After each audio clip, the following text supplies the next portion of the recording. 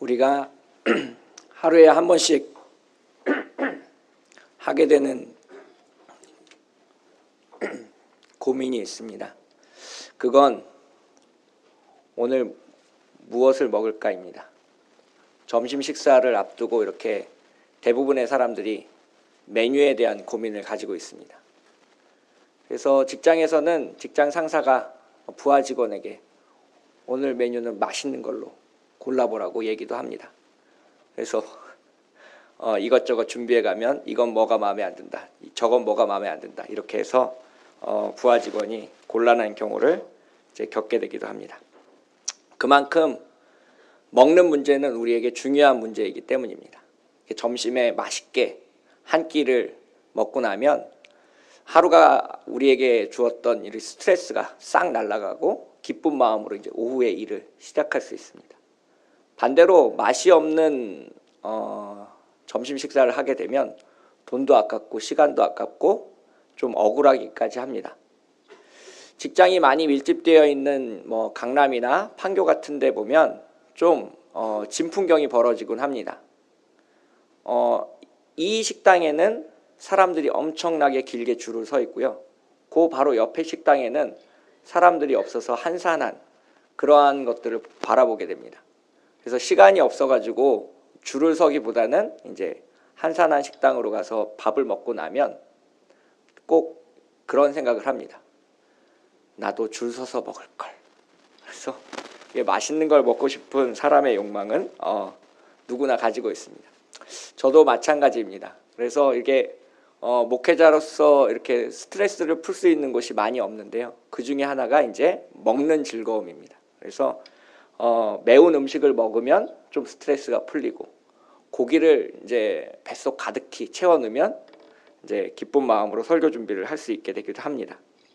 그래서 간혹 가다가 목사님들 중에 급격히 살이 찌시는 분들이 있는데요. 그런 분들이 스트레스가 많아서 그런가 보다라고 생각을 해주시면 좋겠습니다. 그래서 교회 앞에 이제 식당 가운데 이렇게 맛있는 식당을 찾게 되어 있습니다. 그래서 전화를 해서 예약하고 가서 주문한 대로 먹을 수 있는 그런 식당을 만나게 되면 정말 할렐루야입니다. 그래서 그런 식당을 한 7개쯤 알아놓고 있으면 요일별로 골라서 먹을 수 있기도 하고 이렇게 밥 먹는 고민이 많이 사라지기도 합니다. 그 중에 한 식당이 있었습니다. 이제 생선구이를 참 맛있게 하는 식당이었는데요. 고등어구이랑 이제 삼치구이를 맛있게 해주는 데였습니다. 요즘은 가정에서 생선을 잘 안 굽습니다. 이제 냄새도 많이 나고 이제 조리하기도 좀 번거롭고 아이들도 잘 먹지 않아서 이제 생선구이보다는 이제 다른 요리들을 찾게 되어 있는데요. 그래서 구이가 맛있게 먹고 싶어지면 이제 그런 식당을 이제 찾아가기도 합니다. 그래서 이제 4명이 함께 가서 고등어 구이 1인분, 삼치구이 1인분, 찌개 한두 개 정도 시켜놓고 이제 점심 식사를 하면 맛있게 기분 좋게 밥을 먹고 돌아올 수 있는 그런 식당이었습니다. 그런데 그 식당에 어느 날부턴가 제가 가지 않게 되었습니다. 저만 안 간 거 아니고요. 다른 목사님들도 다 안 가기 시작했습니다. 그리고 가지고 있던 그 식당의 명함도 쓰레기통으로 버렸습니다. 왜 그랬는지 아십니까? 주방장이 바뀌어서? 아닙니다. 사장님이 주방장이었기 때문에 음식 맛이 변하거나 왔다 갔다 할 일이 거의 없는 식당이었습니다. 그래서 지금도 아마 그 식당은 맛있게 요리를 하고 있을 겁니다. 그래서 음식 맛이 변해서 식당을 안 간 건 아닙니다. 두 번째로 생각할 수 있는 게 불친절해서 우리가 식당을 안 갑니다. 맛은 있는데 서비스가 영 엉망이라서 도저히 내가 여긴 안 가겠다, 이런 식당들도 가끔 있습니다. 그래서 직원들 교육을 잘 시켜야 되죠. 그런데 그 식당은 그렇게 사람들이 많이 찾는 식당도 아니었고 이제 시장 한복판에 있는 식당이었기 때문에 다 얼굴을 아는 사이라서 분칠전할 이유가 별로 없었습니다. 그래서 불친절해서 제가 그 식당을 가지 않은 것도 아닙니다. 제가 정말 그 식당을 가지 않은 이유는 지저분해서입니다. 몇몇 목사님들과 밥을 먹고 이렇게 나오면서 어떤 한 목사님이 그 장면을 목격해 버린 겁니다. 이제 바닥을 닦고 있던 걸레로 식탁을 닦는 장면을 목격해 버린 겁니다. 분명히 구두를 신고 들어가는 식당이었는데 이렇게 바닥에 떨어진 거를 이렇게 훔치던 걸레를 가지고 식탁 위를 닦는 장면을 보고는 갑자기 맛있게 먹었던 음식이 느끼해지고 이렇게 구역질이 나고 이렇게 토하고 싶은 마음이 들었습니다. 그리고 나서는 이제 그 식당을 가지 않게 됐습니다. 정말 맛있고 서비스도 좋았지만 더러운 그런 식당은 가지 않게 됐습니다. 요즘 텔레비전에서 요리 프로그램들이 많이 하고 있는데 백종원 씨가 나오는 요리 프로그램에서 이렇게 백종원 씨가 제일 먼저 하는 게 있습니다. 그건 뭐냐면 주방에 가서 청결도를 조사해 보는 겁니다. 그래서 냉장고를 뒤져봐서 유통기간이 지난 음식이 남아있지는 않은지, 혹은 조리기구를 살펴봐서 눌러붙은 음식이 후라이팬에 남아있지는 않은지, 또는 사람의 손을 봐서 손톱을 깎고 청결하게 음식을 준비하고 있는지 등등 아주 요리의 기본이 되는 것으로 청결함을 꼽았습니다. 그러면서 그런 얘기를 했습니다. 사람의 입으로 들어갈 건데 더러운 조리기구를 사용하면 되겠습니까? 내가 먹을 수 없는 음식을 다른 사람들한테 파는 건 죄에 가깝습니다. 라고 이렇게 얘기하기도 했습니다. 그래서 요리를 하는 사람에게는 깨끗함이 정말 중요합니다. 그래서 손도 자주 씻어야 하고 조리기구나 이런 것도 잘 관리를 해야 됩니다. 제가 요리 얘기를 좀 길게 했죠. 그 까닭은 그런 겁니다. 우리도 그러한 요리하는 사람과 마찬가지로 깨끗함을 이제 가져야 된다라고 이야기하고 싶어서입니다. 저는 그리스도인을 그렇게 정의합니다. 우리는 하나님의 은혜를 담는 그릇이다. 우리는 하나님의 생명의 말씀을 닮아 옮기는 물컵이다. 그렇게 그리스도인을 정의합니다. 처음 간 식당에서 만약에 물컵에 고춧가루가 묻어있고 이물질이 묻어있다면 아마도 그 음식점을 2번 갈 일은 없을 겁니다. 우리의 삶도 마찬가지입니다. 우리가 아무리 좋은 하나님의 말씀을 전하고 좋은 이야기를 한다고 해도 우리의 삶의 모습 속에 더러움이 묻어있다고 한다면 아마도 많은 사람들이 하나님의 복음을 믿기보다는 우리 눈에 있는 들보를 보려고 할 것입니다. 오늘 본문 속에서도 그러한 장면을 이야기하고 있습니다. 우리는 세상 가운데서 복음을 전해야 하지만 그러기 위해서는 우리가 먼저 깨끗하고 정결하고 아름다워질 것을 이야기하고 있습니다. 오늘 본문 속에서 세상 사람들, 믿지 않는 사람들을 그렇게 얘기합니다. 어그러지고 거스르는 세대다. 빌립보서 3장 18절을 찾아보시면 사도 바울은 이렇게 표현하고 있습니다. 여러 사람들이 그리스도의 십자가의 원수로 행하느니라. 그들의 마침은 멸망이요 그들의 신은 배요 그 영광은 그들의 부끄러움에 있고 땅의 일을 생각하는 자라. 여기서 신은 배다라는 것은 그들이 믿는 하나님은 여기 스토먹, 위장이라는 것을 이야기하고 있습니다. 그래서 믿지 않는 사람들, 세상을 살아가는 사람들은 내 배를 채우기에 급급한 삶을 살아간다는 겁니다. 땅의 것으로, 돈으로, 명예로, 그 외의 것들로 나 자신을 채우기 위해서 급급한 삶, 그것이 세상 사람들이 살아가는 삶의 방식입니다. 요즘 텔레비전에서 한 연예인의 카카오톡이 핫 이슈가 되고 있습니다. 몰래 촬영하고 그것을 돌려보면서 희희낙낙거렸던 남자들을 이제 많은 사람들이 광분하고 있고 분노를 표출하고 있습니다. 저는 이 사건이 어떤 특정한 한 사람의 예외적인 범죄라고 생각하지 않습니다. 많은 사람들의 마음과 머릿속에는 그러한 죄의 씨가 다 담겨져 있다라고 생각을 합니다. 그래서 우리는 이렇게 더럽고 냄새나고 추악한 세상을 살아가고 있는 사람들이라는 겁니다. 그러한 우리들을 세상 사람들은 성도라고 부릅니다. 여기서의 성자는 거룩하다라는 의미를 담고 있고요. 도자는 무리 도자입니다. 즉 성도라는 뜻은 거룩한 무리, 거룩한 공동체라는 뜻을 가지고 있습니다. 그래서 거룩한 공동체는 늘 뭔가 아름다운 것들을 보여줘야 되는데 지금 한국교회는 사실 그렇지 못합니다. 편을 가르고 분쟁하고 힘쓰는 사람들을 앞세우고 편법을 동원하고 돈 없는 사람들을 대접하지 않는 교회. 이 교회가 세상과 너무나도 닮아 있기에 아무리 하나님의 말씀을 전하려고 노력하고 주님이 부활하셨다라는 기쁨의 소식을 전하려고 노력해도 사람들이 우리를 믿지 않습니다. 왜냐하면 우리가 그만큼 깨끗하고 거룩한 모습을 보여주지 못했기 때문입니다. 그래서 그들은 우리에게 이렇게 말할 것입니다. 당신들이나 잘하세요. 그 세상 속에서 우리가 정말 회복해야 될 것이 있습니다. 그것은 거룩함입니다. 이 거룩이라는 것은 두 가지 의미를 동시에 담고 있습니다. 첫 번째는 구별됨입니다. 따로 떼어놓는다는 의미를 가지고 있습니다. 그래서 따로 떼어놓은 돈, 헌금이나 11조라고 부릅니다.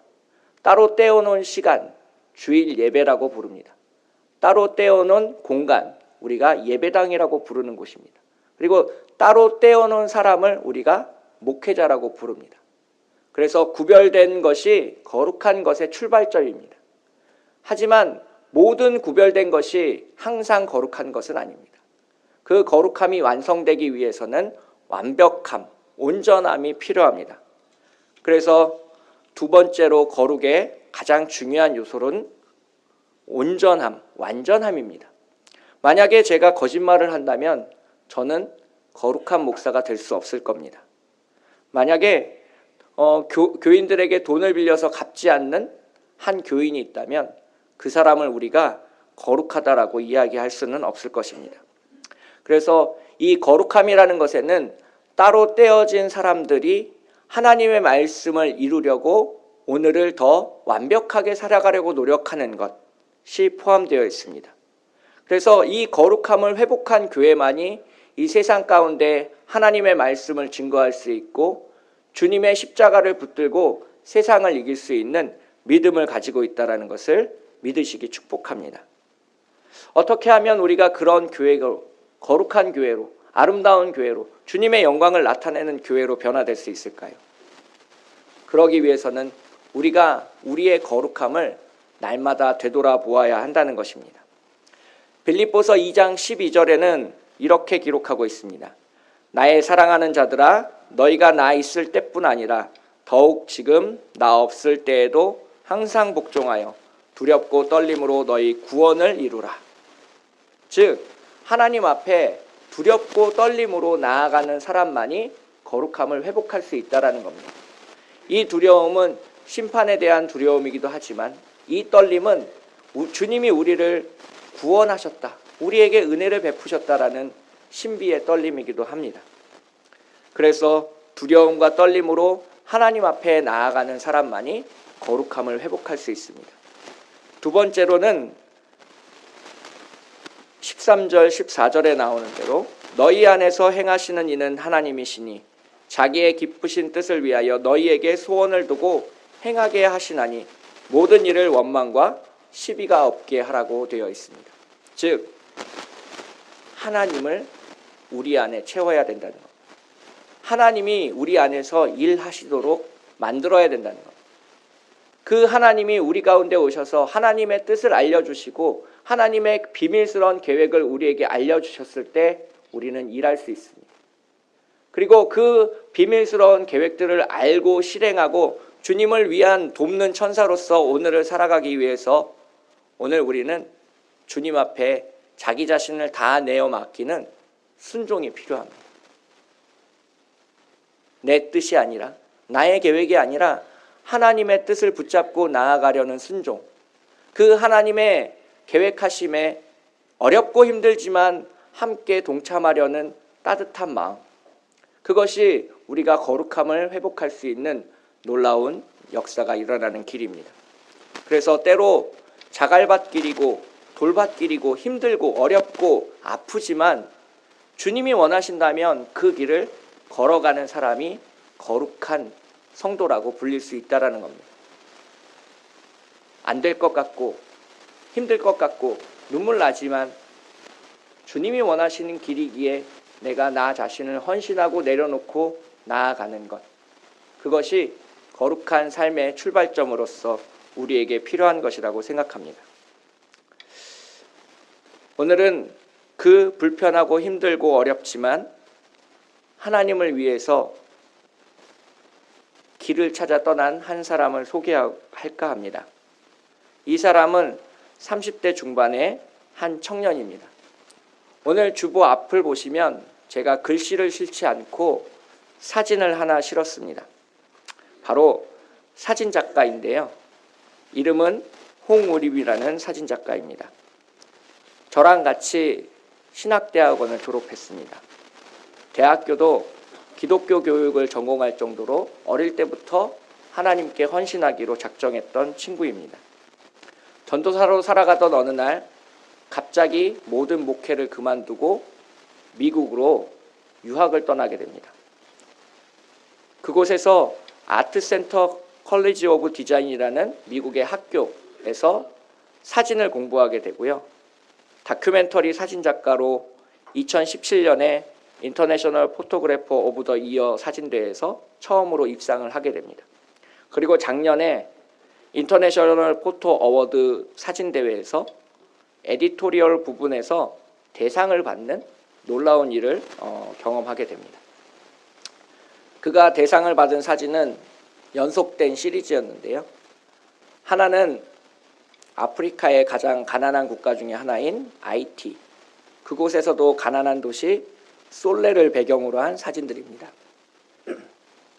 그곳에서 얼마나 많은 사람들이 힘들고 어렵게 살아가는지, 아파하면서 살아가고 있는지 사진들을 찍었고요. 또 다른 하나는 그 안에서도 배움을 포기하지 않고 오늘을 살아가려고 하는 아이들의 모습을 담았습니다. 주보에 나온 사진은 그 포토그래프 어워드에서 대상을 받은 사진입니다.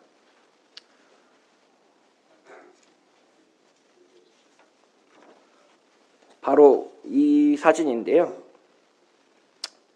이 사진은 아이들이 공부하는 사진입니다.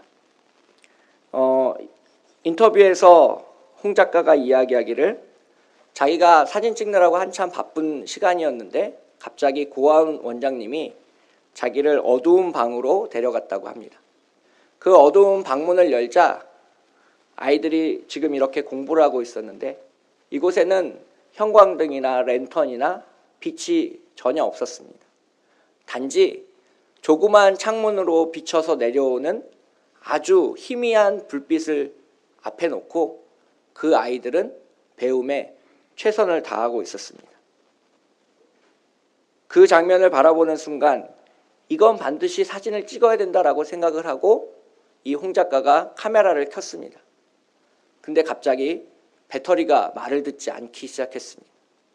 그래서 급한 마음에 배터리를 빼서 배터리를 두 손으로 쥐고 기도를 했습니다.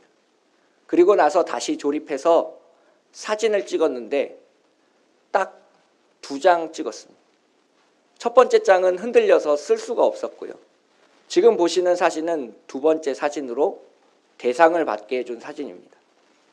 그 2방을 끝으로 사진기의 카메라의 사진기 속에 그 배터리는 다 방전이 돼서 도저히 사진을 찍을 수 없었다고 합니다. 그리고 나서 이 사진을 사진대회에 출품했습니다. 보통 사람들이 사진대회에 출품하는 목적은 돈을 벌기 위해서나 자신의 명예를 드높이기 위해서입니다. 근데 이 친구는 그렇게 사진을 출품하지 않았습니다. 이 IT라는 나라를 돕기 위해서 많은 사람들이 그 프로젝트에 동참을 해주면 좋겠는데 그것을 널리 알릴 방법을 찾다가 자기가 찍은 사진을 가지고 사진대회에 출품하기로 교수님과 합의한 겁니다. 그래서 그 사진을 가지고 많은 사람을 돕는 것, 그게 이 청년이 꿈꾸고 있는 놀라운 비전입니다. 이 인터뷰가 네이버에 실렸는데요. 그 인터뷰의 제목은 그렇습니다. 한 장의 사진으로 세상을 바꿀 수 있다면. 이처럼 하나님은 당신을 기쁘시게 하기 위해 일하는 한 그리스도인의 삶을 붙잡으십니다. 그와 함께 일하시고 그에게 은혜를 더하시고 도우시는 분이 바로 하나님이시라는 사실을 기억하길 부탁드리겠습니다. 저는 참빛교회가 그렇게 살아가길 원합니다. 하나님을 위해 거룩하고 아름다운 교회, 가난한 소외된 사람들에게 빛이 되어주는 교회, 생명의 말씀을 전하는 교회, 기쁨이 넘치고 생명이 넘치는 교회, 하나님을 섬기는 보람이 넘치는 교회, 서로가 서로를 아껴주는 교회. 저는 참빛교회가 이런 교회로 바뀌어가기를 소망하고 있습니다. 그래서 참빛교회가 거룩하고 아름다운 교회가 되기 위해서 필요한 것이 있습니다. 그것은 우리가 먼저 거룩해지는 것입니다. 하나님의 말씀에 순종해서 나 자신을 내어드리는 사람들이 많아져야 되는 겁니다. 저는 항상 그리스도인을 행주에 비교합니다. 행주는 그릇이나 식탁을 닦을 때 사용합니다. 행주는 처음에는 깨끗하지만 마지막에는 매우 더러워집니다. 각종 오물들이 묻어서 자신의 역할을 다 하게 되는 것이 행주가 가지고 있는 소명입니다. 저는 그리스도인들의 삶이 이 행주와 정확하게 똑같아야 된다고 봅니다. 주일 예배를 통해서 거룩해지고 깨끗해지고 정결해진 마음으로 세상에 나가십시오. 그 세상과 부딪히기를 두려워하지 마십시오. 그 세상과 부딪혀서 더러움과 아픔과 눈물을 내가 닦아낼 수 있다는 사실을 믿으시길 축복하겠습니다. 그렇게 세상과 부딪히면서 넘어지고 상처받고 아프고 눈물 흘린 마음으로 하나님 앞에 다시 나아오십시오. 그 하나님 앞에 나아와서 내가 당신 때문에 오늘을 얼마나 힘들게 살았는지, 눈물 흘리며 살았는지, 아프게 살았는지를 주님 앞에 고백하는 우리가 되기를 축복하겠습니다. 그러면 하나님께서 아마도 우리에게 이렇게 얘기하실 것 같습니다. 안다. 내가 얼마나 힘들고 슬프고 아프고 눈물나게 살아가고 있는지 내가 안다. 고맙다. 정말 고맙다. 오늘 하나님의 자녀로 흠없이 살아줘서 너무나도 고맙다. 이렇게 말씀하시는 하나님이 우리를 안아주실 것입니다. 싸매주실 것입니다. 우리를 치유하여 주실 것입니다. 고쳐주실 것입니다. 주님의 은혜의 강물로 우리를 모든 더러움과 죄와 눈물과 아픔과 고통에서 해방시켜 주실 것입니다. 그리고 세상 속에 다시 나가 빛이 되십시오. 주님의 생명의 말씀을 전하십시오. 그리고 하나님과 함께 하십시오. 하나님이 정말 기뻐하는, 하나님이 정말 천사들에게 자랑하는 그리스도인이 되십시오. 봐라, 대한민국 서초구의 참빛교회를 봐라. 이 땅에 많은 교회들이 나를 떠나가고 돈을 찾아가고 명예를 찾아갔지만 저 작은 교회는 아름답고 거룩하게 오늘을 살아가고 있지 않느냐. 내가 참빛교회로 인해 기쁨을 얻었다.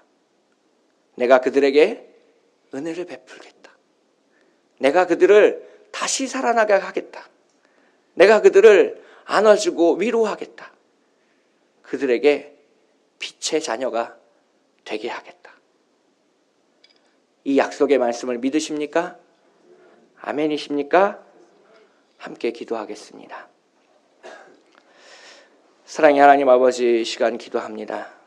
아버지 하나님, 우리는 오늘도 세상에서 넘어지고 깨어지며 아파하고 상처 입은 마음으로 주님 앞에 나왔습니다.